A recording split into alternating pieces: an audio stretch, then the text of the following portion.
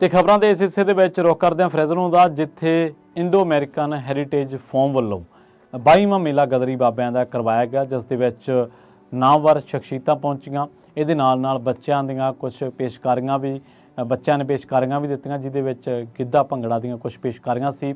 ਇਸ ਮੌਕੇ ਪੰਜਾਬ ਦੇ ਵਿੱਚੋਂ ਉੱਘੇ ਪੱਤਰਕਾਰ ਹਮੀਤ ਸਿੰਘ ਵੀ ਪਹੁੰਚੇ ਸਨ, ਜਿਨ੍ਹਾਂ ਨੇ ਆਪਣੇ ਭਾਸ਼ਣ ਦੇ ਵਿੱਚ ਪੰਜਾਬ ਦੀ ਪੋਲਿਟਿਕਸ, ਪੰਜਾਬ ਦਾ ਜੋ ਇਸ ਵੇਲੇ ਹਾਲਾਤ ਨੇ ਉਹਨਾਂ ਦਾ ਜ਼ਿਕਰ ਕੀਤਾ।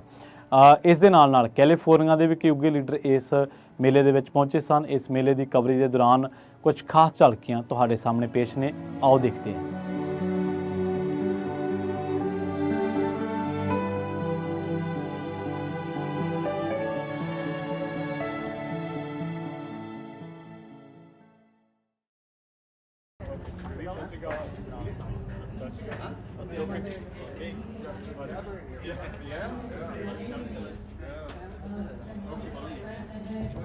Or we can actually go. Okay.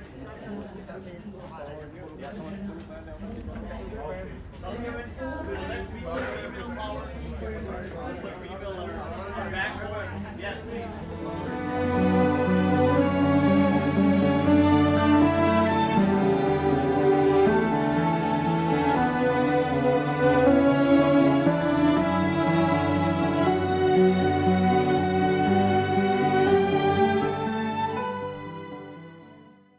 सत श्री अकाल, मैं कमलजीत भगत अज गदरी बाबिਆਂ ਦੇ ਮੇਲੇ ਦੇ बोल रही हाँ। तो मैंने बड़ा वधिया महसूस हो रहा है कि जिथे आज़ादी के संघर्ष ਦੇ ਵਿੱਚ जिथे बहुत सारे मर्दा ने शहीदियाँ दित्तियां, कुर्बानियाँ दित्तियां, उत्थे औरतों का हिस्सा भी किसी तरह घट नहीं है। पर उन्होंने औरतों को गदरी लहरां दे विच जिहड़ियां औरतों ने हिस्सा पाया, उन्होंने औरतों को अणदेखिया किया गया। उन्होंने बारे इतिहास में बहुती जानकारी भी नहीं दी गई, लिखा भी नहीं गया बहुता। पर अज गदरी लहर दे विच जिहड़ियां बीबियां ने उन्हां विचों एक गुलाब कौर भी है, जिन्हां बारे घट लिखा गया है। वो बख्शी वाले तो सन ते मनीला दे विच ओह रोज़गार दी अपने पति नाल रोज़गार की तलाश विच गए सी। उत्थे उन्होंने गदरी लहर का हिस्सा बनिया ते गदरी लहर के हिस्सा बने। उत्थे जाते फिर आज़ादी की लड़ाई लड़द्या होया गदरियां का साथ दिता, शहीदी दी, कुर्बानी दी उन्होंने। तो होर औरतों ने बहुत सारिया ने भी कुर्बानियाँ कीतियां। ते अज गदरी लहर के इस मेले दे विच उन्हां औरतों को श्रद्धांजलि प्रगट की जा रही है। तो मैं एक औरत होने के नाते बड़ी खुशी महसूस कर रही हाँ इस मेले दे विच, ते उन्हां सारिया औरतों को श्रद्धांजलि पेश करदी। सारिਆਂ ਨੂੰ सत श्री अकाल।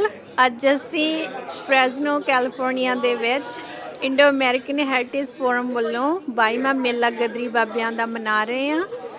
इस मेले विच असी इंडिया दियां जो फ्रीडम फाइटर जिन्हां ने इंडिया की आज़ादी की लड़ाई विच किसी न किसी रूप विच अपना हिस्सा पाया, उन्होंने समर्पित कर रहे हैं।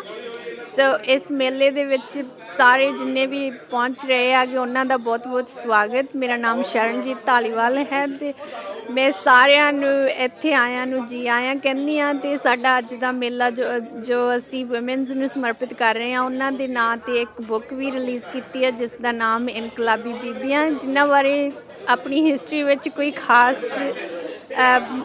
जानकारी नहीं मिलती। असी उन्होंने बारे एक छोटी जी कोशिश की कि असी लोगों तक उन्होंने जानकारी पहुँचाइए। सो आई होप कि वो सारिਆਂ पसंद आएगा। पर वो बुक सारिਆਂ जरूर पढ़नी चाहिए है। एक हर साल की तरह एक छोटा जहा उपराला किया है। शायद हिस्टरी में पहली बारी होया है कि असी किसी ने पहली बार औरतों को इन्ना अहम जगह दी है। तो उन्होंने बारे अपना दुनिया को दस सकते हैं कि उन्होंने कितनियां सारिया मुश्किलों विचों दी लंघ के अपने घर वालियां, अपने भरावां, अपने बच्चों को कहा कि तुसी आज़ादी की लड़ाई में हिस्सा लै सकते हैं। तो तुसी उत्थे जा असी तुहाडे पिछे अपना घर संभालांगे। जो ये बुक पढ़ते हैं वो बहुत सारिया इदां दीयां गल्लां पता लगदियां हैं जिन्होंने असी पहला कदे ना सुनिया, ना किसी लेखिका ने, किसी इतिहासकारा ने उन्होंने बारे दस्या है। असी हुण एक छोटी ट्राई की, होपफुली उन्होंने बारे असी अगे भी कुछ ना कुछ लैके आउंदे रहांगे। इन्हां शब्दां नाल तुहाडा सारिआं दा